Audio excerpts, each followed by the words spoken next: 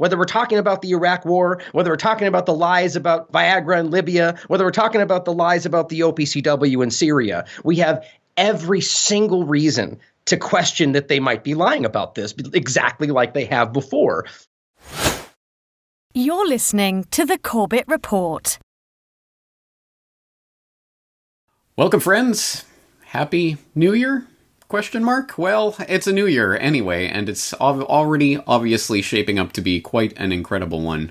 On a number of different fronts, I'm sure you have been following the story, at least to some extent, of the remarkable developments that took place in Iraq related to Iranian militias and assassination of an Iranian general in Baghdad airport and rocket attacks and embassy sieges and what the hell is going on.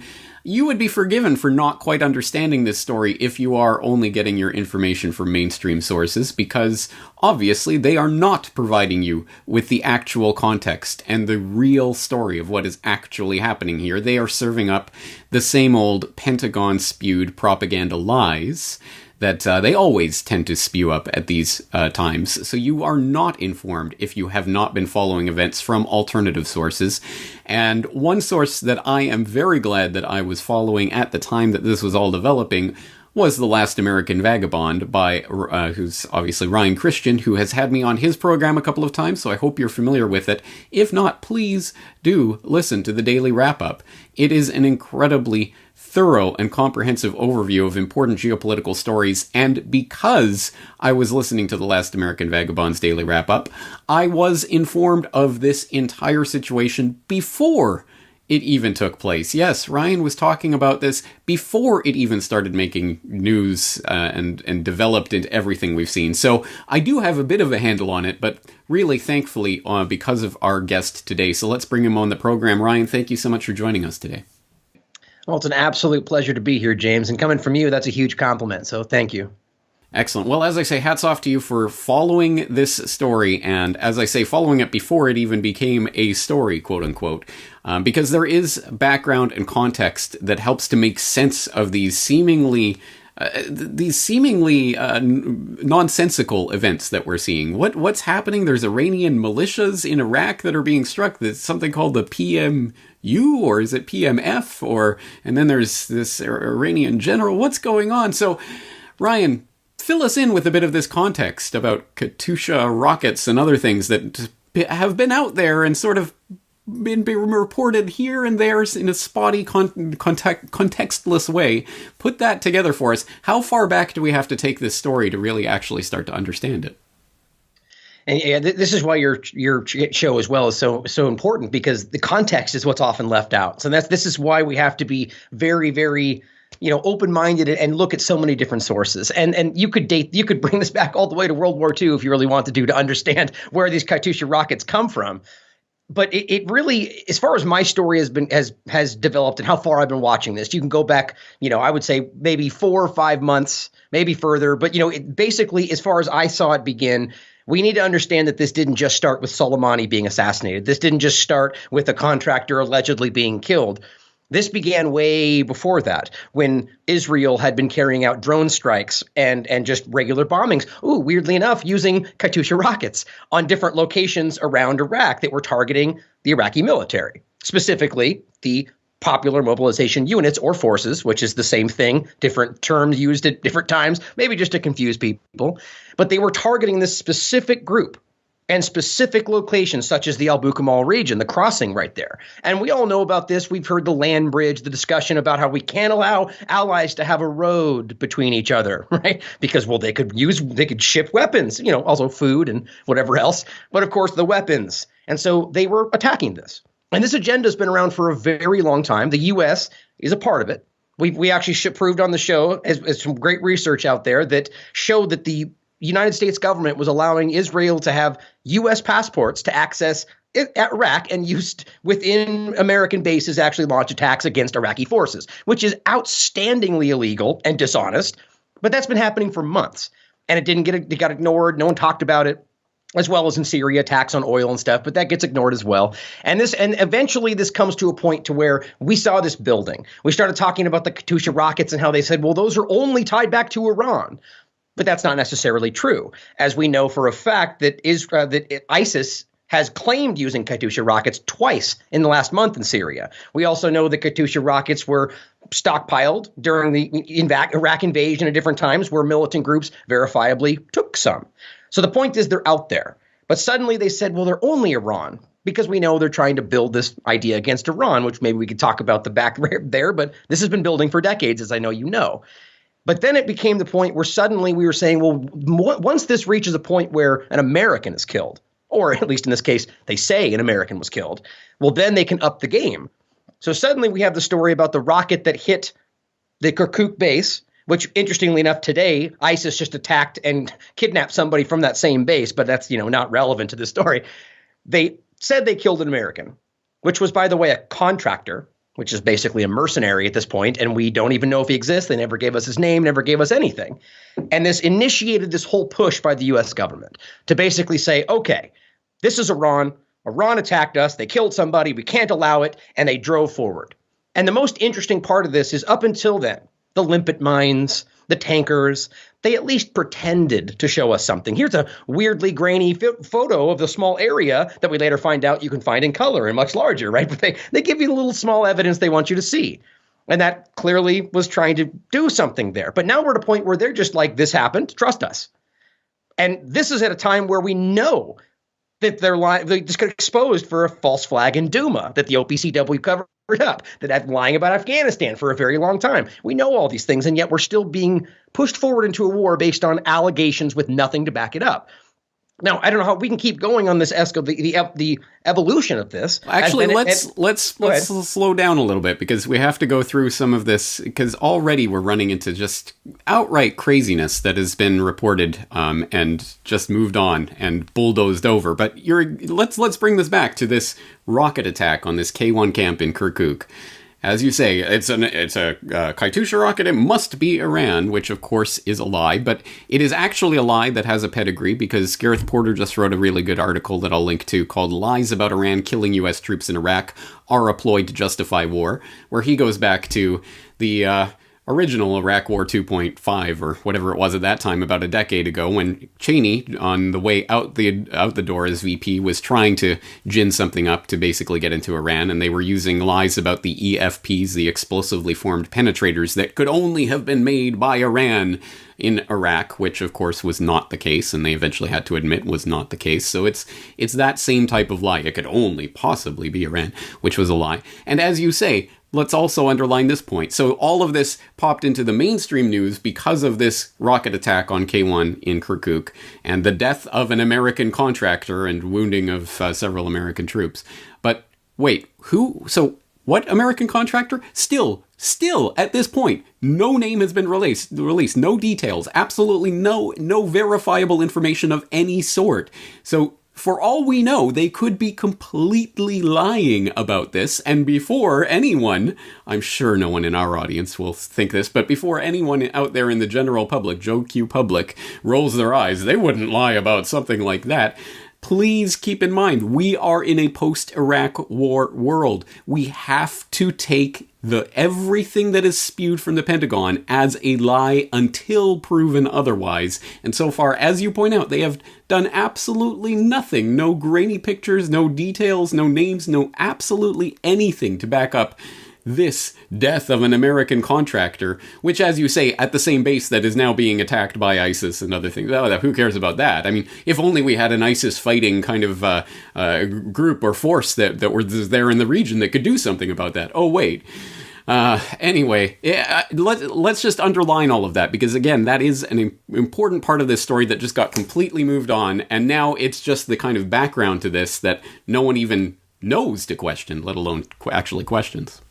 Absolutely. And this is a point that I'm trying to drive home so often. This even back then, where they were pretending to give evidence, they still did the same thing where things weren't proven, and they just made a claimed it was enough. Most of their allies said, well, that's not really so certain. but they didn't care. And then they step on that and make a new allegation and constantly point back to the first basically evidence-free allegation. And as we said, now we're at a point where they're not even showing something. They're just saying, well, this is this way because of the thing we said back there. But if you look back at that thing, that was also a thing they said because of a thing back there. And it keeps going that way, where they don't ever really actually give you anything, but they keep referencing past claims.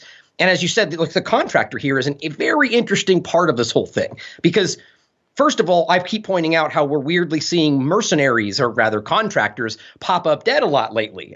Just today, there's a report of contractors killed in Africa. This is because they're trying to use contractors in place of U.S. troops, so we don't have to report it. We don't know what's going on. So that my theory on this is either that the contractor didn't exist, or that it's a person that's so unsavory they don't want to let us see that this connection is there. But to focus on the part that he doesn't exist.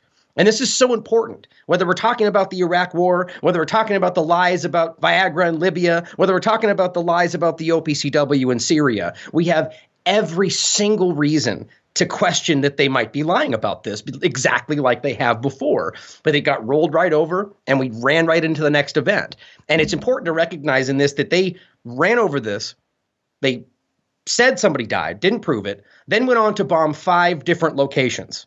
5 different locations in Iraq and Syria, which doesn't really make sense unless you understand that it's a project that's been going on from before, which is why we talked about Israel, because those were the locations they were bombing from the different crossings. But in that bombing, they actually killed 9 PMU members, which is an official part of the Iraqi military, which is important to understand. There's just like they haven't proved this claim, they've never proven that they're actually Iranian proxy, but they killed 9 PMU members and over 20 Iraqi policemen, Iraqi military personnel, and civilians. And that didn't matter. No one cared. At least the mainstream media didn't care. And that is so incredibly relevant, especially as now they're trying to claim that they're killing civilians in what they're doing, right? It's completely disjointed, and we have to see the lies there. Yeah, it's absolutely insane, isn't it? I mean, think of the levels and layers of this, but because there's an Iranian presence in Iraq, and this PMU is Iranian, asterisk, no information provided. Yeah, of course. Okay, so the PMU is Iranian. But even so, you're killing Iraqis on Iraqi soil because there's an Iranian influence that, oh, by the way, is part of the Iraqi military and is invited and enjoys the Iraqi government's hospitality there. Unlike the U.S. government now, given what we've just seen in the last few hours, the developments in Iraqi parliament. But it's on its face, it's the most blatant violation of all international law that you could possibly imagine. And it just, again, completely gets sailed over in all the mainstream reporting of this. And before we go on to the next events here, it's and I'm sure your audience probably knows all of this, but it's so important for those that may not to recognize the part that we were just touching on there, the idea about Iran and the allegations around this, more evidence-free claims from a long time ago. The Gareth Porter article, which hopefully I'm going to have him on soon to talk about, the 600 allegation, which we'll maybe talk about, it's not true. But this idea that they have, Iran proxies everywhere. Now, I'm not trying to suggest that Iran doesn't have proxies or that some of these groups aren't actual parts of Iran secretly. But then what I'm trying to say is there's no evidence to back it up. The ties to Hezbollah, the ties to the Houthis, the ties to Hamas, these ideas that they claim that they're Iran proxies. And then they use this allegation around the world to pretend like they're doing something wrong. But even if that was true, even if the PMU was literally part of the Iranian government, it's still not illegal. It's still not against the law. They're still not doing anything wrong. Like even if they are bringing, let's say, missiles into Iraq, which is kind of disjointed when you realize they said that a month ago, but it turned out to be rockets, but they're making it the same story. Even if they were bringing missiles in, that's still not against the law. The U.S. government gives weapons to 73% of the world's dictators. That's for freedom, though, so it's okay, right? It's just crazy how we make very innocuous, normal things the same way we do with Russia, they do with Russia, and make it into something horrible because they've deemed Iran bad guy. Okay, that's it. And then nothing to back it up. It's important for people to understand. Absolutely is. All right, well, let's move on. So there's these counterattacks by the U.S. on bases hundreds of miles away that have nothing to do with the K1 attack. But anyway, and as a result of that, we get an embassy siege. What was that all about? Well, this is very interesting. Now, this is, for before that part, there we have the idea of Soleimani. Right, we have to recognize that we have. So basically what happened was the 5 bases were attacked, and so they claim this was because they were attacked. but it was a wildly disproportionate response in two different countries. Didn't make sense, but that alone, they could have maybe sailed with that. Then they continued to go on and bomb more locations, as if it was somehow still connected, and continued to attack places. And this next part of it was very revealing to me. So we had the idea of a convoy being attacked with Katyusha rockets. And right after that, we had General Soleimani, who was assassinated with a drone strike. Right. And so the rocket attack was still swept up into all of this. It got actually reported as only one thing, but it was PMU members that they're claiming are an Iranian proxy that was killed with a Katyusha rocket. But you see, that's why they left that part out, because it doesn't make sense. Now, I don't know whether or not they were trying to use this to blame the other part on, or whatever happened, but they just ignored that part. And then they assassinated Soleimani, who was the general for the Islamic Revolutionary Guard and easily one of the most respected people in maybe the world at this point, when you're talking about Iran and Iraq and all the different people that view him as a character that's been helping a lot of different oppressed people. But I actually recently found out today the idea about this whole background story, that it turns out that he was on a mission, a diplomatic mission on behalf of Saudi Arabia to basically potentially end the Yemen war. And Trump asked Prime Minister Mahdi from Iraq, temporary prime minister, to facilitate this. So General Soleimani was sent there on behalf of a diplomatic mission, on behalf of Donald Trump, and then they assassinated him. Now that's interesting. I haven't heard that yet. What's that sourcing from?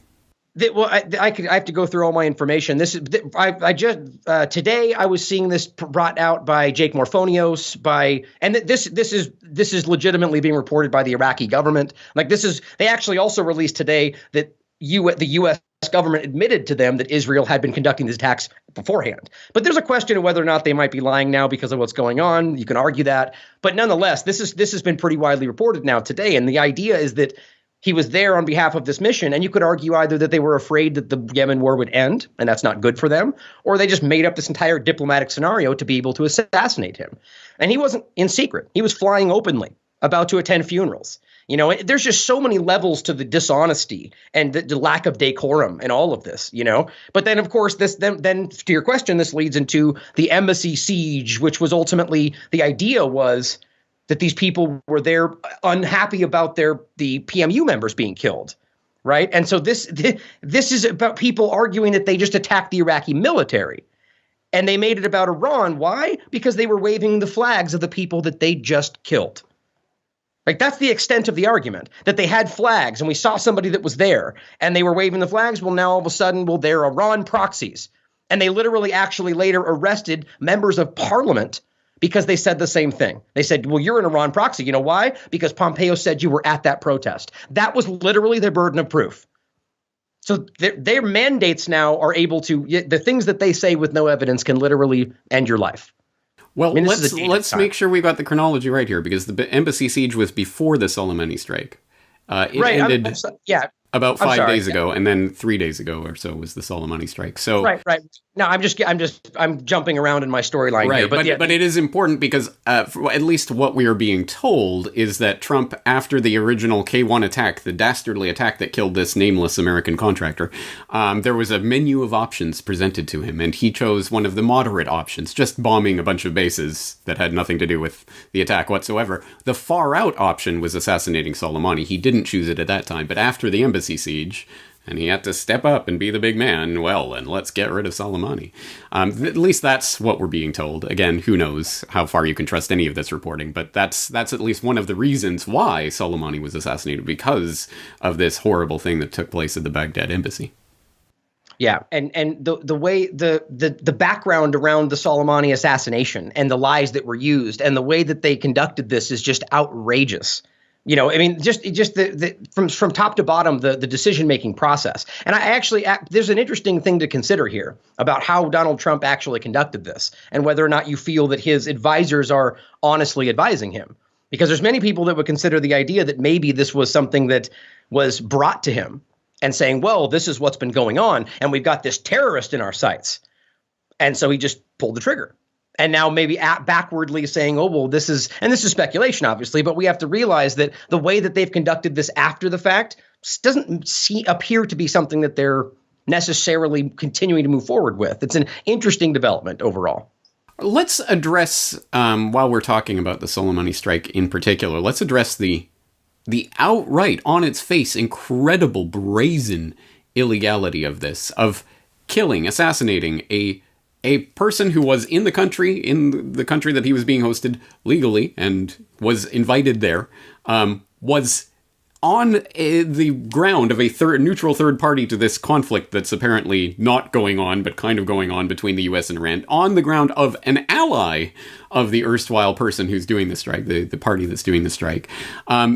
Utterly, on its face, in every way, illegal, except, of course, there's always the fig leaf of something that justifies this, right? And in this case, it's something called the Bethlehem Doctrine, which was recently pointed out by Craig Murray, craigmurray.org.uk. Sorry, I'll put the link in the show notes to his article, Lies, the Bethlehem Doctrine and the Illegal Murder of Soleimani, where he points out, in one of the series of blatant lies the USA has told to justify the assassination of Soleimani, Mike Pompeo said that Soleimani was killed because he was planning imminent attacks on US citizens. It is a careful choice of word. Pompeo is specifically referring to the Bethlehem Doctrine of Preemptive Self-Defense, developed by Daniel Bethlehem when legal advisor to first Netanyahu's government and then Blair's. Interestingly, the Bethlehem Doctrine is that states have a right of preemptive self-defense against imminent attack. That is something most people and most international law and experts and judges would accept, including me. What very few people and almost no international lawyers accept is the key to the Bethlehem Doctrine, that here imminent, the word used so carefully by Pompeo, does not need to have its normal meanings of either soon or about to happen. An attack may be deemed imminent according to the Bethlehem Doctrine, even if you know no details of it or when it might occur. So you may be assassinated by a drone or a bomb strike, and the doctrine was specifically developed to justify such strikes because of intelligence. You are engaged in a plot, when that intelligence neither says what the plot is nor when it might occur, or even more tenuous, because there is intelligence you have engaged in a plot before, so it is reasonable to kill you in case you do so again.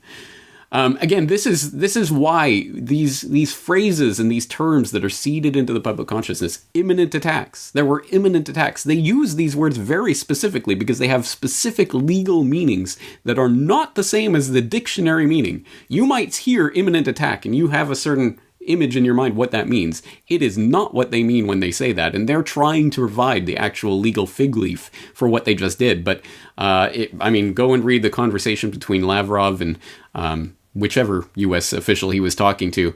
I think it was Pompeo, but whoever he was talking to, saying this is unbelievably, flagrantly, brazenly violating international law, and we will not stand for this type of incident anymore. There's a real incredible step that's been taken here, and let's address that.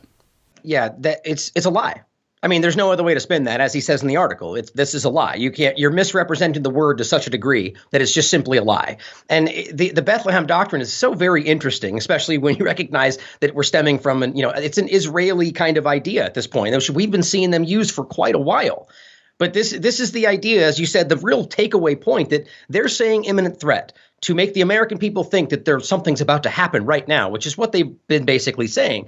But under the doctrine, they literally just need to suggest, as you said, that they may do something, or that they have in the past, and that they can assassinate somebody for that. And just the whole process of this doctrine, especially seeing that the way that they can step up, claim that something's happening, a government that has been lying before, and then use it to kill somebody. I don't understand why we can allow this, especially seeing that their version of the doctrine between the UK, the US, and Israel is classified. So they get to step up and claim they have intelligence, but we can't see it for national security, which we know by the doctrine could mean that there's really nothing at all, and that they're killing people that they already had planned to kill for a long time. They authorized his assassination for Israel, like not too long ago, I think later last year. And yet we're supposed to pretend like now the assassination was just some imminent threat idea. It's flagrantly dishonest. And again, even if we think that they might have it, we have a right as Americans to know what they have and why, as they're doing it in our name. Absolutely. All right, so let's move the timeline forward to where we are now, and some of the latest developments that have taken place as a result of this. Yeah, so now we've seen, it's been a really weird convoluted evolution since then, because it's happening so frequently and so intermittently that it's kind of, and I actually argue that this is why this is beginning to happen. It's even as in regard to the preemptive idea. It's the same thing we've seen develop, and you really can't ignore the correlation to the Israeli-Gaza situation, to the way that they're building this foreign policy narrative. We're at a point now where it's so breathless and it's about to happen and things are about to happen that all they really have to do now is say, that just happened, we're bombing. By the way, which Donald Trump literally just tweeted out today. He just said that Twitter and what he's doing and putting things on tweets are considered informing Congress. So all he has to do is tweet something out. And he literally said that they will respond disproportionately, which is collective punishment. That's a war crime. The second time he's tweeted war crime potentials in the last so many days, arguing he's going to bomb Iranian cultural sites. But now we're at a point where they just point to something and attack. And that's what's ultimately happened since then, is we've continued to see a rocket flare off. And I've only seen one or two that have actually even like hit in the point we're inside the green zone or where it could potentially damage U.S. forces. And they continue to bomb back and continue to attack PMU forces and specifically around the Al-Bukamal region and the border crossing on Iraq and Syria. And it's just continued from there, where we're now at a point where they're continuing to attack them. And it's building into an actual war against the Iraqi government, which now we're seeing develop into them deciding to push them out and then just flat out saying, well, we're not going to leave now. Yes. But here's what's funny to me. They've screamed for the last week about how we respect their sovereignty and their independence. And the moment they express that independence, they say, we don't care. Exactly right. I mean, this is really the crazy part of this, because it did take place on Iraqi soil. So all of this obviously brings in the U.S.-Iraq relationship into question, and what is happening there now. So as you note there, Zero Hedge, for example, has it up. Iraq votes to expel U.S. troops as Iranian MPs chant death to America. And they do have an important update here, though. It says the U.S. State Department has expressed its disappointment at the Iraqi parliament's vote to expel U.S. forces. However, as Axios' Jonathan Swan notes in a tweet, that he just spoke with a senior Iraqi government official who explained that people should be very cautious about drawing certain conclusions from Iraq's parliamentary vote to expel the U.S. This is a far from certain outcome. It's a resolution, and the PM who must sign it has already resigned. And then it quotes, "This is a temporary victory for the parties which are pro-Iranian," the senior Iraqi government official told me, "but it's also a clear message from the Sunnis and from the Kurds who didn't vote, and from some Iraq Shia for the Americans to tell them, we want you to stay in Iraq." So this isn't to say that all Iraq is united against this. Of course not. I mean, this goes back to the heart of what this has been about, essentially, since the invasion and occupation of Iraq, which is the Sunni-Shia split that exists in Iraq, that has caused all of this incredible flare-up of everything that's come after it, including ISIS and including everything else. It continues to spill out, and it is still playing out in these internal Iraqi politics. But yes, I mean, now we are seeing the pro-Iranian, as they term it, i.e. the Iraqi Shia, the Iraqi Shia, asserting themselves more so and saying, get out, U.S., we don't want you here anymore. This is, I mean, however this ultimately plays out, this is an important development. Absolutely. I mean, the idea that they're trying to frame this as Iran's forcing them out is just disingenuous. A really better way to put it is it's just oversimplified, right? I mean, it's not simply Iran there saying you have to leave and everybody else is on their side. I mean, we saw this pretty clearly with the massive million-person marches going on about in Iraq or in Iran, but there's also massive marches in Iraq in mourning Soleimani and showing that they're in support of U.S. leaving, right? But it's not as simple as that, as we know, because what we're talking about here, going back to the Iraqi invasion, the U.S. invasion of Iraq, is that Saddam at the time was kind of propping up the minority, the Sunni minority, and they removed him and destabilized the country, which allowed the Shiite majority to rise. I mean, they made this happen. You could argue about whether or not that was the intention. I think this was just them bumbling into this. But that is now just an ideological rise. We're not talking about Iran controlling them. No, but you could make the argument that maybe that's happening. But the point is we don't have the evidence to prove that. But they continue to say it. But as you're saying now, they just make everything that's happening about, well, then it must be Iran. Right. And even Marco Rubio today, actually, and this is what's so frustrating, is that they say it's Iran. They don't prove anything. And the moment that people go against them, such as the Iraqi government saying you have to leave, Marco Rubio literally just tweeted out that maybe they should just give part of Iraq to the Kurds now. Maybe it can be Kurdistan. I mean, these are people that are supposed to be representing the legal system and the law and our democracy, and they are literally calling for the most illegal things we could talk about today. It should be outrageous to people. Yeah. And I mean, it is denying the existence of Iraqi Shia, essentially. Saying Exactly. that Iraqi Shia don't exist. There's pro-Iranians, and then there's the real Iraqis, right? You know what I find really funny in that is that right now we have the conversation, let's say, of Israelis and dual loyalty in this country, right? Which is a whole, you're not allowed to talk about that. What they're doing to the Shiites, they're doing the exact same thing. They're saying, well, you are more loyal to Iran because your ideology. I mean, how is that not just as offensive as them saying the same thing? But see, it's just a double standard, as so many things that we see. Absolutely, yeah. All right. This is a recorded conversation, so by the time it gets posted, who knows? The story may already have moved on. Probably will, given how fast moving all of this is. So let's address the question of how to keep up to date with these events as they are unfolding so quickly. As I say, I am so thankful to the work that you're doing over at The Last American Vagabond. The daily wrap-up really does keep me up to date on things like this, and this story in particular, I would not have had any sort of clue how to get my feet in this story without your grounding me in that, so thank you for that. We will definitely direct people there and provide the links, but what are some of the other sources that you're using to try to keep up to date with these events? Well, first of all, thank you. I appreciate that. I would say at this point, as many as you can possibly find, first of all, from across the board. I even tell people, if make sure that you're even looking at least sometimes at the mainstream media to understand what they're trying to say and, whatever. But for me, I would say the key information is individuals first.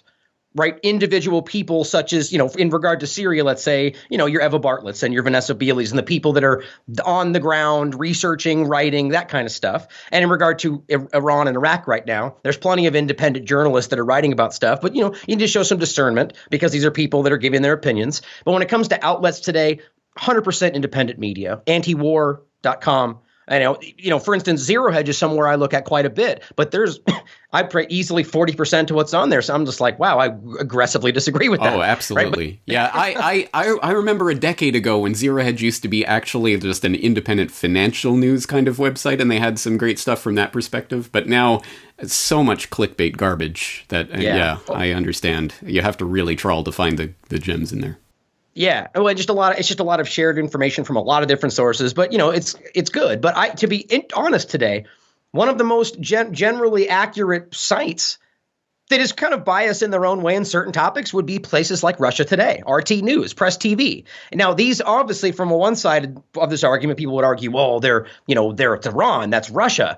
But if you're just standing back from a truthful perspective and looking at the information they're presenting, they are far, far, far more accurate than any of the mainstream we could look at, right? But I mean, just for a couple more that I would think of, Moon of Alabama is fantastic. Somebody that I really and there's things that I disagree with where it may pertain to Trump, but there's a lot of stuff that he's very, very up on and very, very informative. Mint Press News is another fantastic one. There's really a lot of them. And I recommend you just find the individual, such as, your Whitney Webb from Mint Press News. Yep. Individually is a really good writer for a lot of different places. And 21st Century Wire has done some good work. Absolutely. And they publish a lot of these authors as well. I agree. And I also agree that it is important to follow the mainstream narratives to understand how this is unfolding. Yes, it is often lies and contextless things, but there are important things that are embedded in there. For example, you saw the way this was trending because you saw the way the Katyusha rockets were being reported or not reported, or, hey, it's Iran. Definitely it's Iran. So we know, they're embedding this because they're going to use this as part of the propaganda narrative. You can actually predict the future when you see them telegraphing their lies. So it is important to follow the mainstream sources as well. But it is always important to have context and to have discernment.